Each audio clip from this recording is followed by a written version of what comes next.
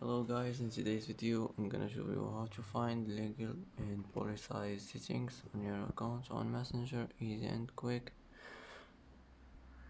First click on these three lines and now click settings. Here you will find legal and policy. Here you can manage terms of service or privacy policy or cookies policy or third party notices, and that's it. And that's it for today's video.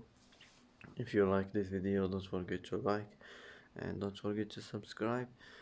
I hope this video is helpful for you, and thanks for watching until the end, and see you in the next video.